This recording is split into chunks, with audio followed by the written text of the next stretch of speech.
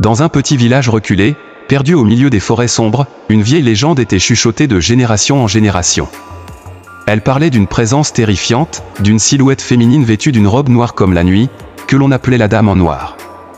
On disait qu'elle apparaissait toujours là où la douleur et la mort frappaient, ses yeux fixés sur ceux qui osaient la regarder. Elle ne faisait aucun bruit, mais chacun de ses pas semblait rapprocher ses victimes de leur fin point. C'était un soir d'hiver, et Léa, une jeune femme curieuse et téméraire, venait d'arriver dans ce village pour écrire un article sur les légendes locales. Malgré les avertissements des villageois qui l'imploraient de ne pas chercher la Dame en Noir, elle était déterminée à découvrir la vérité. Un vieil homme, assis près de la cheminée de l'auberge, murmura en tremblant qu'elle apparaissait toujours à la tombée de la nuit, près du cimetière abandonné, là où reposaient les âmes des morts sans sépulture.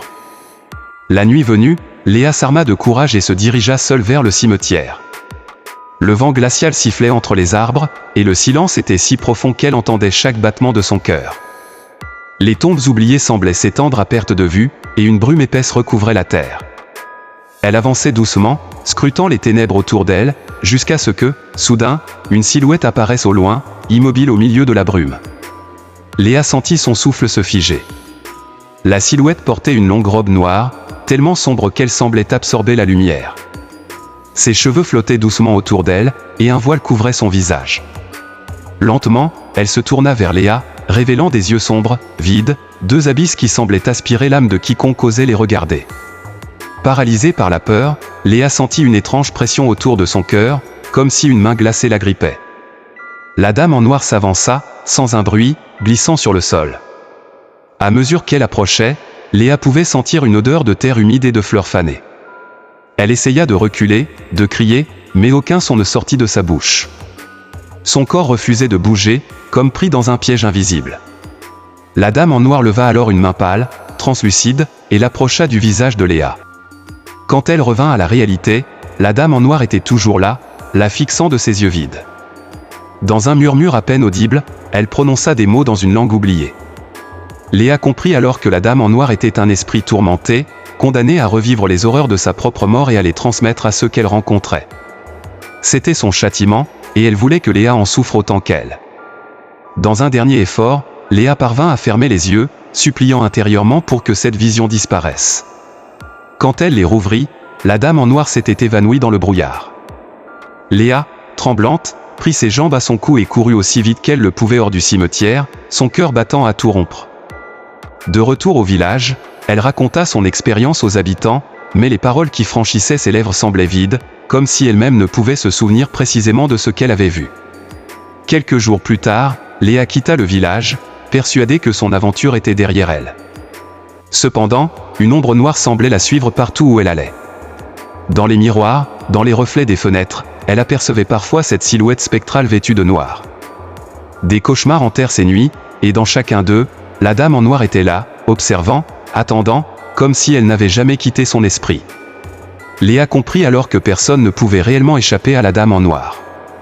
Car elle n'était pas seulement un fantôme, elle était la personnification de la peur, de la douleur et de la mort, une ombre qui suivrait quiconque osait la défier. La dernière fois que quelqu'un la vit, elle se tenait devant son miroir, fixant son propre reflet avec des yeux vides, l'ombre de la Dame en Noir derrière elle, fondue en elle, devenue un seul et même être. Il était une fois, dans un petit village isolé au cœur des montagnes, une légende qui glaçait le sang de tous ceux qui vivaient là. Les anciens racontaient qu'une femme fantomatique, vêtue d'une robe blanche comme la neige, hantait les routes entourant le village dès la nuit tombée. Elle était connue sous le nom de la Dame Blanche. Certains disaient que la Dame Blanche apparaissait uniquement aux voyageurs égarés, à ceux qui osaient s'aventurer seuls dans l'obscurité. Sa présence était précédée par un étrange silence, comme si même les insectes et les animaux retenaient leur souffle en sa présence. Un soir d'automne, Thomas, un jeune homme de la région, décida de rentrer chez lui à pied après une fête chez un ami. La soirée avait été longue, et l'alcool lui donnait un faux courage. Ses amis l'avaient averti des dangers de marcher seul sur ces routes à cette heure tardive, mais il riait en se moquant des vieilles légendes. Il pensait que tout cela n'était que des histoires pour effrayer les enfants. Cependant, alors qu'il marchait sur le sentier isolé, un épais brouillard s'éleva soudainement autour de lui, enveloppant la route dans un voile glacé et oppressant. La température semblait chuter d'un seul coup, et le silence devint presque assourdissant. Thomas s'arrêta, mal à l'aise. C'est alors qu'il aperçut une silhouette au loin, flottant doucement dans le brouillard. La silhouette s'approchait, lentement, comme si elle glissait sur le sol sans bruit. Thomas sentit une sueur froide couler le long de son dos. La peur l'envahit, mais il était comme paralysé, incapable de bouger.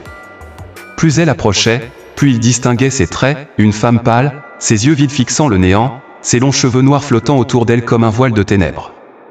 Elle portait une robe blanche, tachée de boue et de sang séché.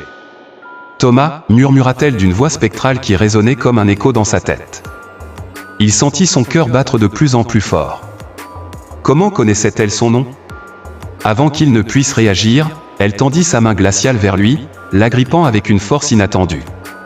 Son visage était désormais si près du sien qu'il pouvait voir les larmes de sang couler de ses yeux.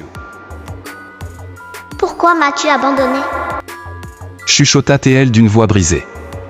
Thomas, terrifié, tenta de se dégager, mais il était comme figé. Des images effroyables envahirent alors son esprit. Il se vit dans une autre époque, au bord d'une rivière avec une jeune femme au regard amoureux. Mais cette vision bascula rapidement dans l'horreur, il se vit en train de la repousser, de la laisser seule au bord de l'eau tandis qu'elle criait son nom. Puis la scène changea. La femme, désespérée, glissait dans les eaux sombres, s'enfonçant peu à peu dans le silence glacial. Thomas réalisa avec effroi qu'il revivait la mémoire d'un crime oublié, d'une vie passée. Cette femme, cette dame blanche, était une âme tourmentée par un amour trahi et une mort injuste. C'était lui, dans une vie antérieure, qui l'avait abandonné, condamnant son âme à errer pour l'éternité. Dans un dernier effort, il tenta de s'excuser, de murmurer des mots de regret, mais elle approcha ses lèvres de son oreille et murmura d'une voix sifflante.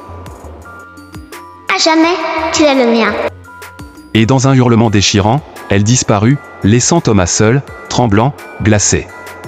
Quand ses amis le retrouvèrent le lendemain matin, il était étendu au bord du chemin, les cheveux devenus blancs comme la neige, le regard vide, figé dans une expression de terreur. Depuis ce jour, le village se murmure que la Dame Blanche hante toujours ses routes, cherchant à punir ceux qui osent défier l'amour et le destin. Ceux qui croisent son chemin ne reviennent jamais indemnes. La Dame tueuse.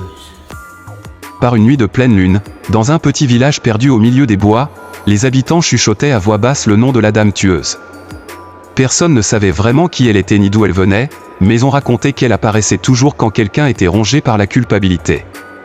Elle se glissait dans les ombres, son visage dissimulé sous un voile, et ses yeux brûlaient d'une lumière froide et implacable. Un soir, Pierre, un homme au passé trouble, rentrait seul chez lui après avoir bu plus que de raison à l'auberge. La route était déserte, le silence oppressant. Soudain, il sentit un frisson glacial le parcourir, et une ombre se dressa devant lui.